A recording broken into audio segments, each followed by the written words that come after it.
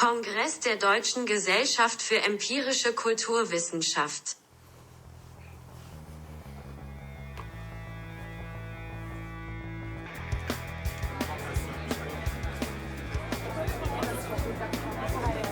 Ein Kongress ist schon was Besonderes. Auch immer ein bisschen wie Klassentreffen. Geht es einfach darum, dass man sich unterhält und dass man Meinungen austauscht. Ich lerne eigentlich die ganze Zeit dazu. Auch um mehr zu erfahren über Menschen, die im Fach unterwegs sind, aktuelle Forschungsprojekte. Das große Thema des Kongresses ist ja auch Alltag. Alltag ist auf jeden Fall was uns alle verbindet. Die großen gesellschaftlichen Themen werden alle im Alltag ausgetragen. Und das ist eigentlich so das, was uns interessiert.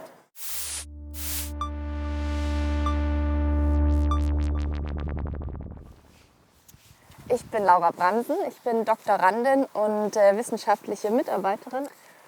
Und ich bin hier mit einer Gruppe Studierender auf Exkursion. Also zum einen bin ich in meiner Funktion als Lehrende hier, aber andererseits natürlich auch als Nachwuchswissenschaftlerin. Noch was? Ich bin Laura Brandsen. Ich würde gerne mein Namensschild abholen.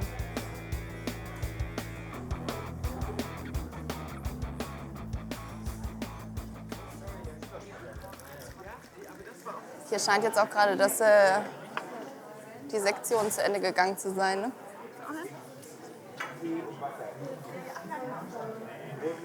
Der ist noch recht heiß.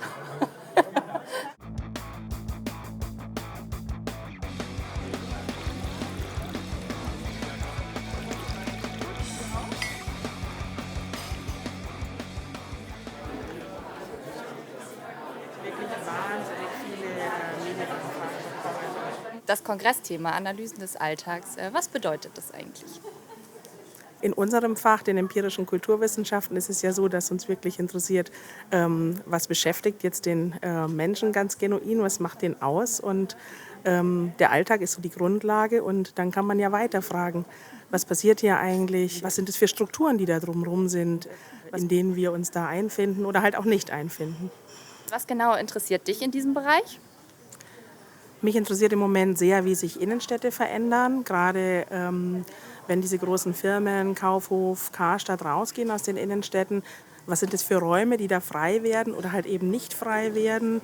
Leerstände, wo gibt es eigentlich Orte, an denen sich Menschen aufhalten können, an denen sie sich begegnen können? Und was bedeutet es dann so für die Zukunft der Stadtgesellschaft, auch wenn die Innenstadt in der Form nicht mehr existiert?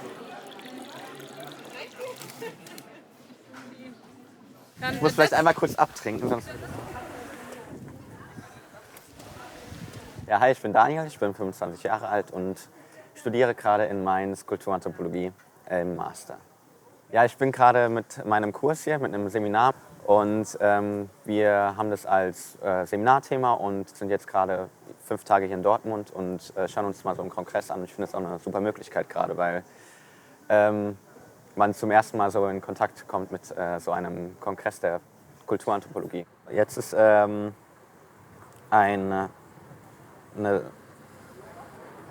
Panel über die Gefühlsstrukturen als Begriff der Gesellschaftskritik, Zugänge zur historischen Kulturanalyse des Alltags.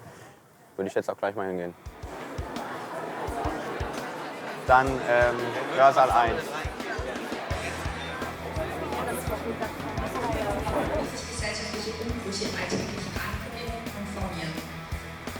Und die beschäftigt ihn seit den 1950er Jahren und auch Zeit seines Schaffens. Fähig und taugt auch zur Kulturanalyse, wie sie in der empirischen Kulturwissenschaft betrieben wird.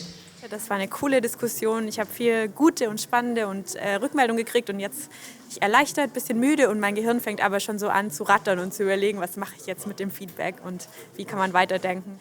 Solange es sachlich und konstruktiv bleibt, und das ist es in der Regel bei uns im Fach, geht es einfach darum, dass man sich unterhält und dass man Meinungen austauscht. Ich lerne eigentlich die ganze Zeit dazu.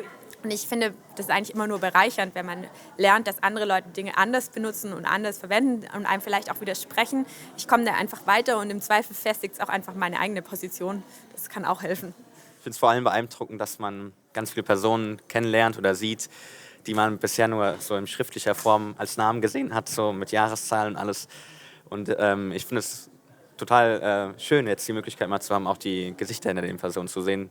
Wie geht's dir damit? Hast du auch hier so ein paar Fan-Momente oder so? Absolut. Also bei uns da ist ja gerade Rolf Lindner ganz vorne. Das ist ein großer Fan-Moment, gerade bei dem Thema, weil der ja einfach auch in die Richtung viel geforscht und gearbeitet hat. Okay.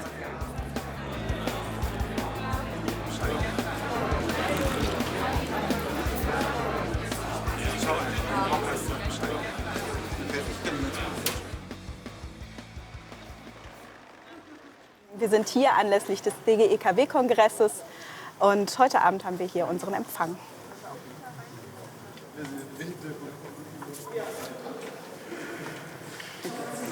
Wir gehen, glaube ich, da die Treppe hoch. Ich gehe zur Bar, ne?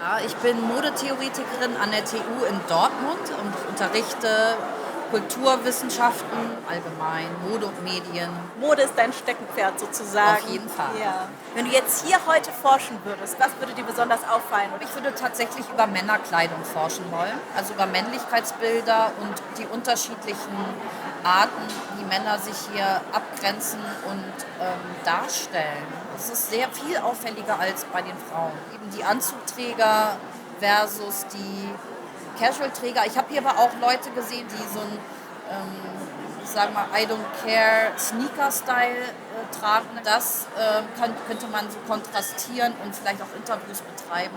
Und wenn du jetzt Thesen aufstellen müsstest, wie viele dieser Menschen oder dann in diesem Fall auch Männer haben sich wirklich ganz viele Gedanken darüber gemacht, was sie tragen?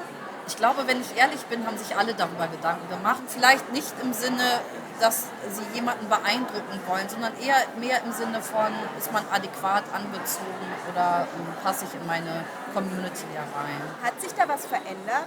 Also ich denke jetzt so an so Kleidungsnormen und so weiter. Es gibt kaum noch so feste Regeln, wie man den Alltag abgrenzt vom Nicht-Alltag. Also anders gesagt, zu Festen wird sich gekleidet wie im Alltag und umgekehrt. Heute Abend sehen wir das auch. Es gibt Leute, die sich hier extra in einen Anzug geworfen haben, in Anführungsstrichen. Und es gibt Leute, die eben weiterhin das gleiche Outfit tragen wie heute Vormittag.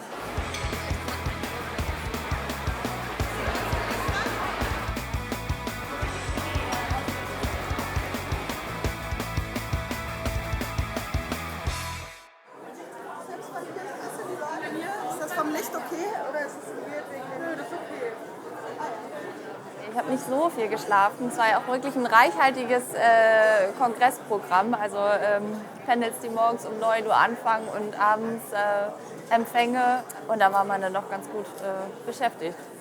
Ich bin auf jeden Fall voller Eindrücke. Und der Kongress wird dann jetzt auch gleich langsam zu Ende gehen. Und hier stehen auch schon so Koffer rum. Genau, dann fahren wir alle nach Hause. Okay, ich gehe mir jetzt einen Kaffee holen. Ein letzter Kaffee. Oh Leute. Aber dann reicht's auch, ne? Okay.